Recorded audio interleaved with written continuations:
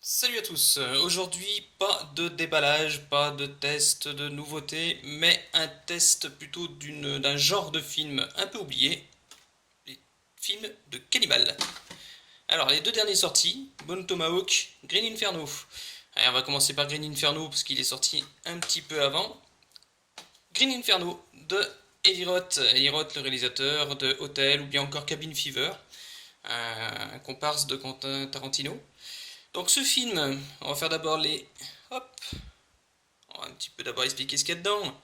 Langue disponible français-anglais en DTS 5 points, sous-titres français du 1080 et du format 240. Attention, le film est déconseillé au moins de 16 ans. 1h40. Donc que vous dire de ce film? Pour faire vite, donc un groupe d'activistes new-yorkais qui se rendent en Amazonie et qui tombent dans les mains d'une tribu cannibale. Alors ce n'est pas à la hauteur d'un Cannibal Holocaust, mais quand même un bon petit film, un bon petit Eli Roth, assez gore, avec des scènes où on rigole pas mal aussi, notamment une scène où les cannibales mangent un corps fourré à la marijuana. Euh, voilà, j'ai passé un bon moment, ça fait longtemps, ça faisait longtemps qu'on n'avait pas vu un film comme ça, et ça fait plaisir à voir. Mais comme je l'ai dit au début, c'est pas du Cannibal Holocaust, hein. Deuxième film, un peu plus récent, Bone Tomahawk avec l'excellent Kurt Russell, sorti en France directement en Blu-ray une semaine avant Les 8 salopards, il me semble. On retrouve aussi à l'affiche Matthew Fox. Matthew Fox, c'est le Jack dans la série Lost, qui a aussi un rôle qui lui va parfaitement comme un gant. L'histoire du film, alors, comment vous expliquer ça sans vous embrouiller? Des Indiens cannibales qui vivent dans le désert, des cow-boys qui vivent eux en ville. Les cannibales poursuivent un homme qui est rentré sur leur terre jusqu'au village, kidnappent la fiancée de Patrick Wilson qu'on a vu dans, que je vous dise pas de bêtises, Inside Use. Et bah, cette fine équipe décide de partir à la recherche de la jeune fille et de la ramener en vie. Et ils vont tomber donc sur le groupe d'Indiens cannibales. Voilà, là aussi, alors première partie très western. Les 5 premières minutes, commencent sur les cannibales et ensuite on part sur un western, un bon western d'ailleurs.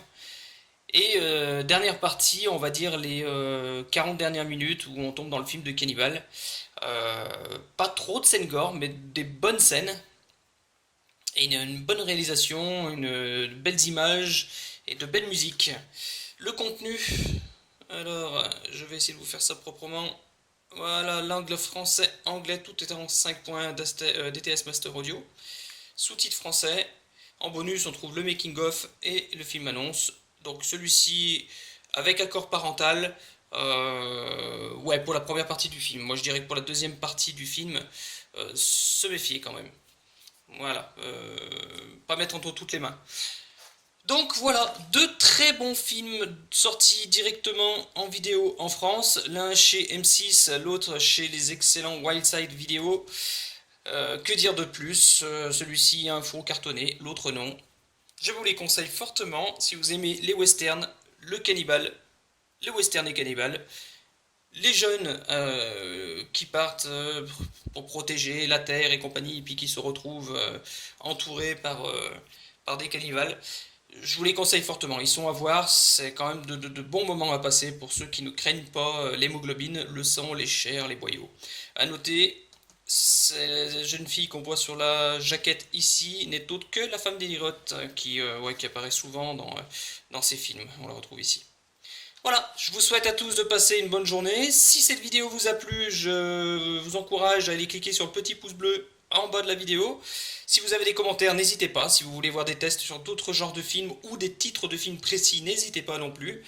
Prochain test, j'attends X-Men Apocalypse et après nous passerons au Civil War. Mois prochain, octobre, fête d'Halloween. Je vous ferai une sélection de films d'horreur à ne pas rater pour Halloween, à découvrir ou à redécouvrir. Ciao!